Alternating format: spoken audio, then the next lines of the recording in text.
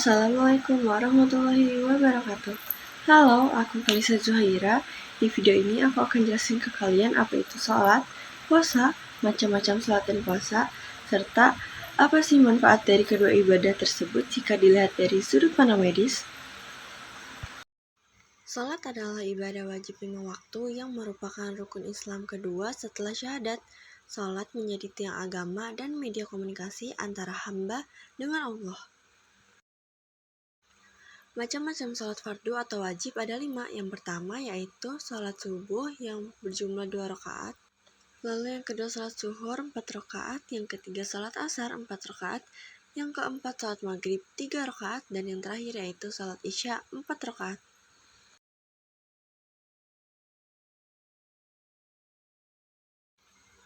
Sholat sunnah yang pertama yaitu sholat sunnah rawatib yang dilakukan sebelum atau sesudah sholat fardu.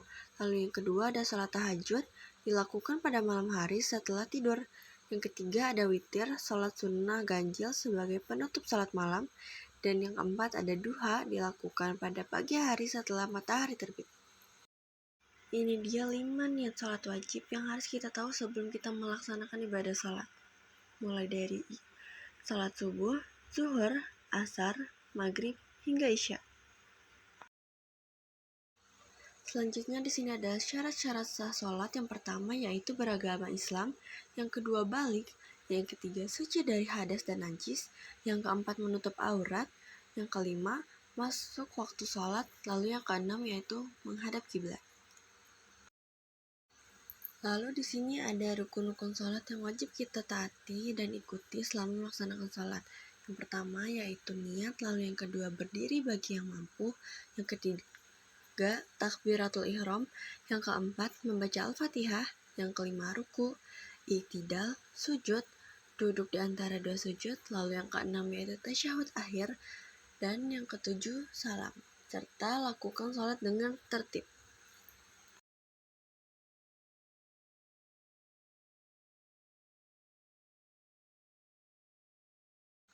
Hal-hal yang dapat membatalkan sholat kita yang pertama yaitu meninggalkan rukun-rukun sholat, yang kedua berbicara sengaja di luar bacaan sholat, lalu yang ketiga banyak bergerak tanpa sebab di luar gerakan sholat, lalu yang keempat terkena najis, yang kelima hilangnya akal, lalu yang terakhir yaitu makan atau minum saat sholat. Lalu di sini ada bacaan sholat yang harus kita hafalkan selama sholat. Yang pertama yaitu saat takbiratul ihram kita mengucapkan Allahu Akbar.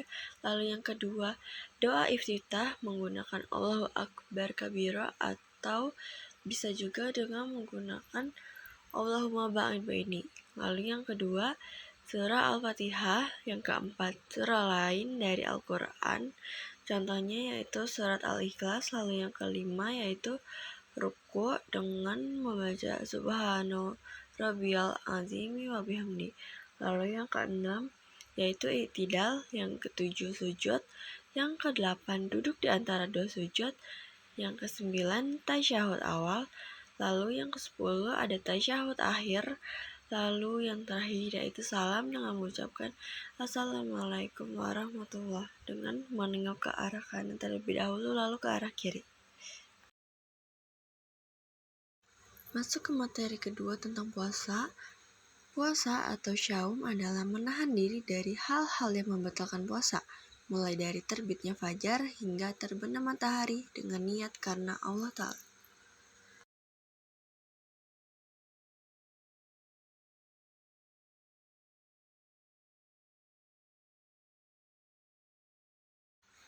Macam-macam puasa ada 2. Yang pertama yaitu puasa wajib. Ada puasa Ramadan, puasa qada yaitu pengganti puasa Ramadan, ada puasa kafarat yaitu tebusan dari pelanggaran tertentu, dan ada puasa nazar karena janji. Yang kedua di sini ada macam puasa sunnah. Pertama ada puasa Senin Kamis yang dilakukan pada hari Senin dan Kamis. Lalu yang kedua ada puasa Ayyamul Bid yang dilakukan pada tanggal 13, 14, dan 15 setiap bulan Hijriah. Lalu yang ketiga yaitu puasa Asyura yang dilakukan pada tanggal 10 Muharram.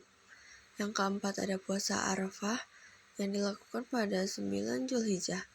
Lalu yang kelima di sini ada puasa Syawal, yaitu puasa 6 hari setelah Idul Fitri. Syarat wajib bagi orang yang berpuasa adalah yang pertama yaitu beragama Islam, lalu yang kedua adalah balik, yang ketiga berakal, lalu yang keempat adalah mampu melaksanakan puasa. Sedangkan untuk syarat sah dari puasa adalah niat di malam hari, yaitu untuk puasa wajib, dan menahan diri dari hal-hal yang membatalkan puasa. Hal yang dapat membatalkan puasa kita adalah yang pertama yaitu makan dan minum dengan sengaja, lalu yang kedua adalah muntah dengan sengaja, lalu yang ketiga adalah berhubungan suami dan istri di siang hari pada bulan Ramadan, lalu yang keempat yaitu haid atau nifas, lalu yang kelima adalah hilangnya akal, lalu yang keenam adalah murtad. Sedangkan keutamaan dari puasa adalah kita dapat mendapatkan pahala yang besar, lalu kita akan dihapus dosanya dan diampuni oleh Allah Subhanahu wa Ta'ala. Yang ketiga, kita bisa masuk surga melalui pintu khusus yaitu Ar-Rayyan. Lalu yang keempat adalah melatih kesabaran dan juga ketakwaan kita. Nah, ini adalah kesimpulan medis yang dapat kita rasakan. Untuk gerakan sholat, kita akan mendapat peregangan ringan untuk melancarkan sirkulasi darah, menyehatkan sendi, dan juga tulang belakang. Sedangkan puasa dapat mengistirahatkan sistem pencernaan kita, menurunkan kadar lemak darah, dan juga meningkatkan kontrol gula darah. Sedangkan untuk kesehatan mental di sini, baik sholat maupun puasa dapat memberikan efek yang menenangkan melalui fokus, pernapasan teratur, dan juga hormon endorfin.